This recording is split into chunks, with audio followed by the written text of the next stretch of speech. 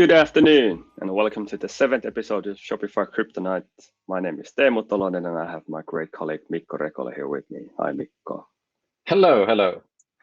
We're going to be talking about upselling and cross-selling. So two big things: how you can get more sales, you can increase the cart value. Before we go into that, I want to actually give you the tip of the week and address something that we talked in the last episode about what we can learn from the direct-to-consumer brands. So branding is it's many things. It's more than design, it's values, it's competitive edge that the customers know, and your whole organization knows as well. So if the last episode didn't get you thinking, this is a good time to think. So if you don't know, or if you can tell what is the advantage you have against your competitors, what is the value you have in your business, a value that your customers know that they relate to, and your whole organization knows the value, and you all play the game with the same values so that everybody knows it and what's the mission. If you can answer this question or these questions, this is a good time to actually stop for a while, think what you can do better, how you can actually define them, and how it's going to be reflecting you as a company or you as a brand for your employees, for your customers. This is a good homework for the next week, and we would love to hear your comments and your ideas about it. Definitely, sounds good. Perfect.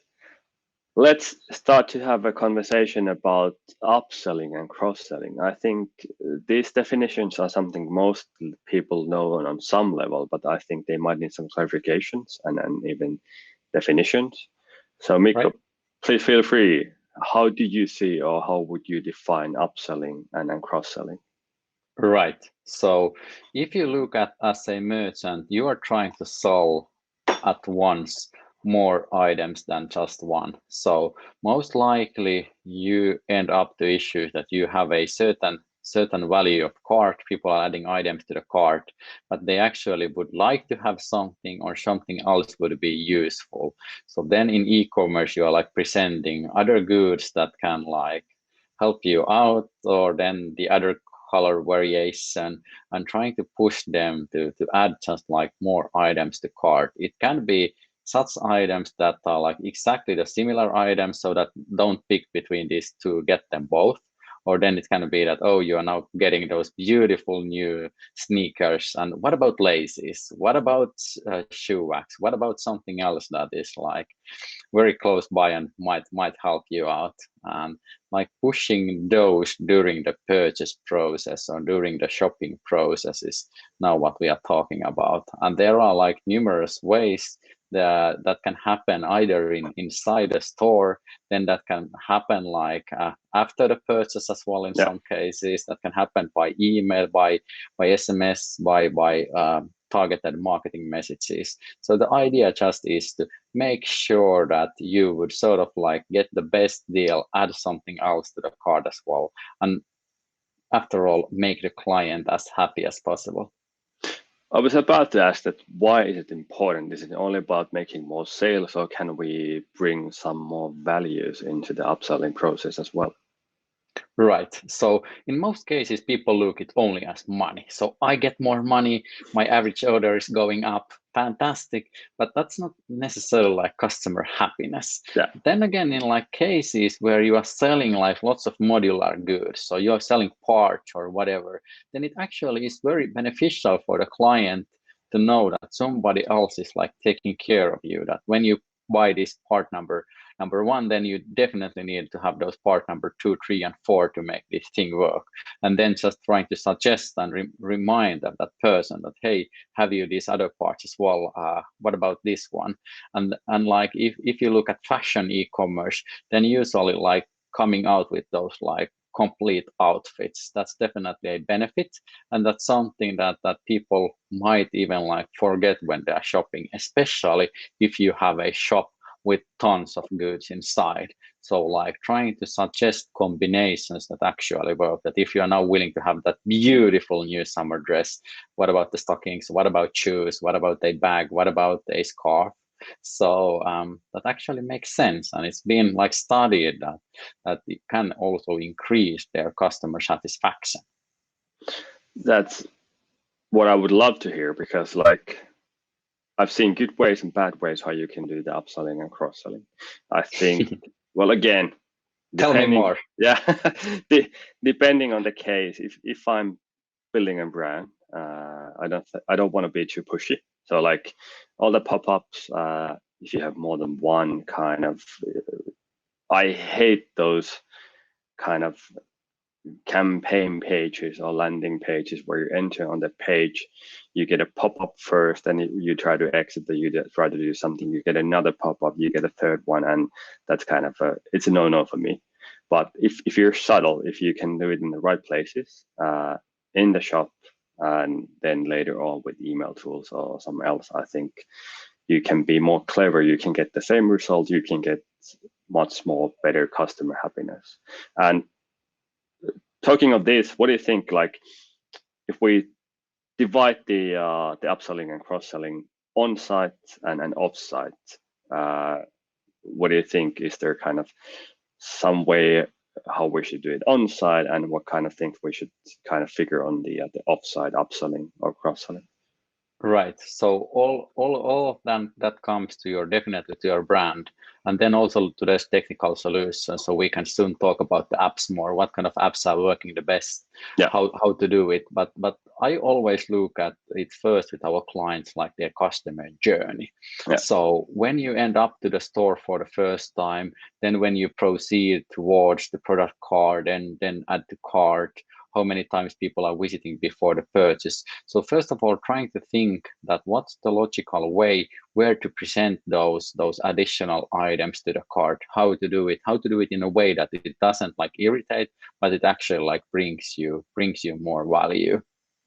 And then like talking about email, the difficulty always with emails is that it's like you are not on spot. You're talking about stuff that either it's based on your previous purchase behavior, or then based on something that you have left a process ongoing and you haven't finished your cart. So with email, you can't tackle those like things immediately. Therefore, I actually love to do it inside a store, when you can do it very like dynamically. You can try to present those ways how to get more items to cart, and then maybe even like in some cases add some extra value with some sort of like combos or special items. And then like something to consider is that item that is like an upsell item, that doesn't in all cases even need to be in stock. So Yeah. that can be like a surprise item, or a item that isn't like available in the normal store. So just like trying to think ways where you can actually add that special value. So you could even consider it like as an item that, hey, like in brick and mortar store, I'm now adding you, my loyal friend, something extra only for you. So trying to get that kind of approach is something I like. Those are really good tips, and the things that I've done in my shop is that I don't have a lot of products that are kind of related to each other, except that the flies that I sell, they need hooks. So basically, an easy thing that I did was that I have a small text and a link on all of the fly product pages that these are the hooks that we would actually recommend to use with these flies. So it's a subtle way. I think it should be good for Google. So we kind of have linking to different pages as well, so the customer navigates inside the shop. And then speaking of the tools, I've used a few. I'm a big fan of Nosto. So I have the Nosto product recommendation tool, the snippet basically, and few pages on the site.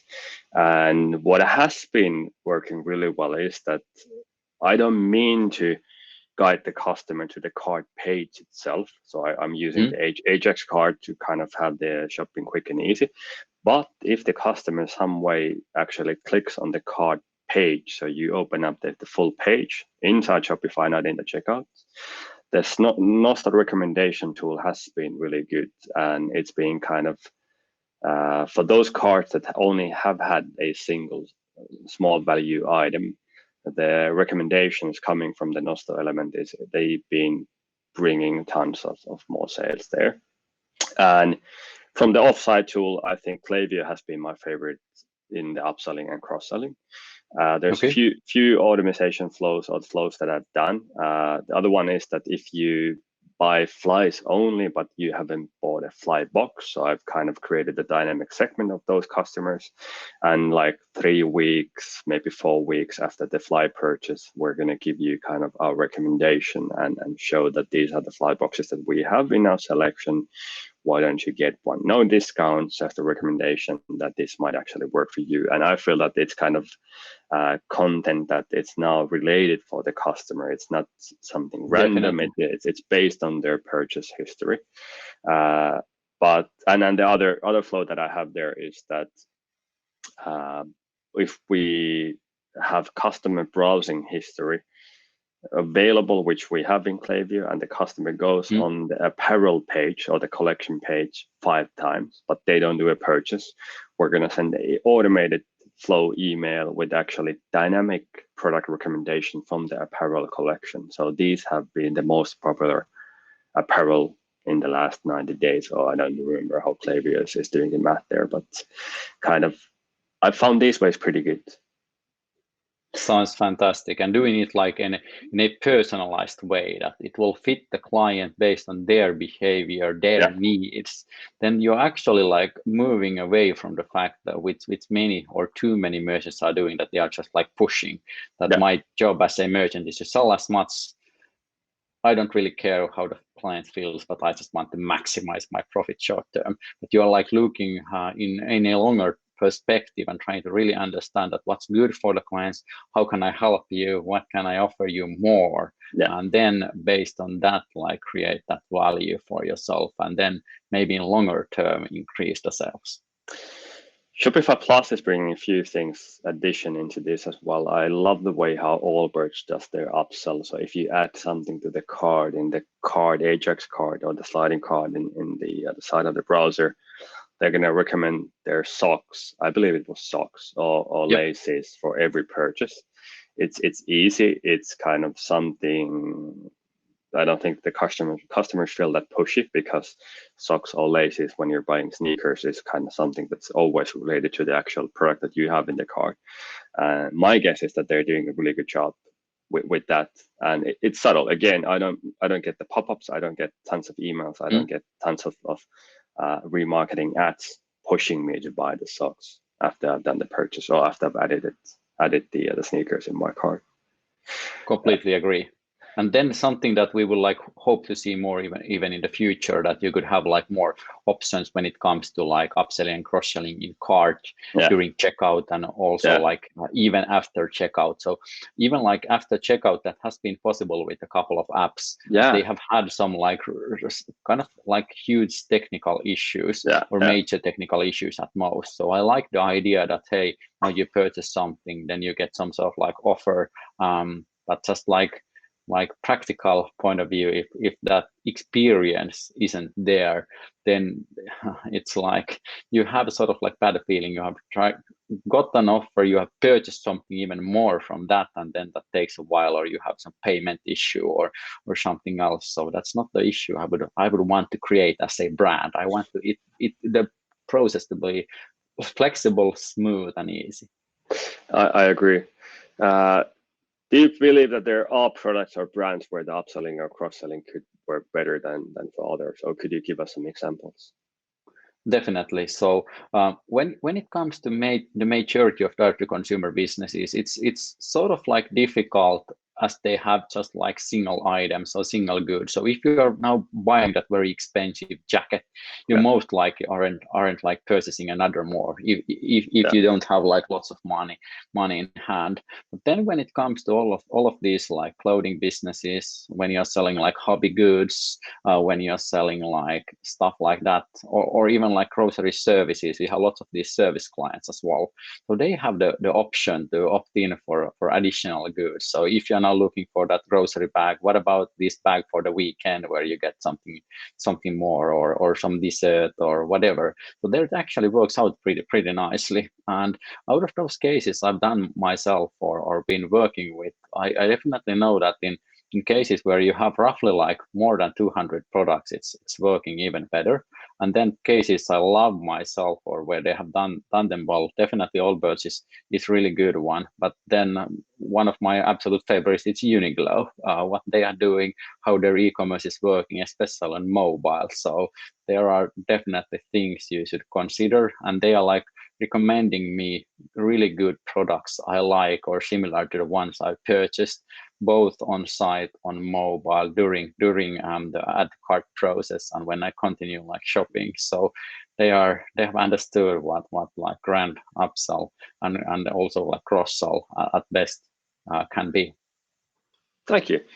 I think we can close the conversation here. We've given some good ideas for our viewers, our listeners, to actually do the upselling and cross-selling, and make sure that it's not only about the sales that you can get more. It's going to be the customer satisfaction, make them feel happy about their purchase, and make them feel happy that they've kind of chosen the right combination of the products. You can do it on site or you can do it off site.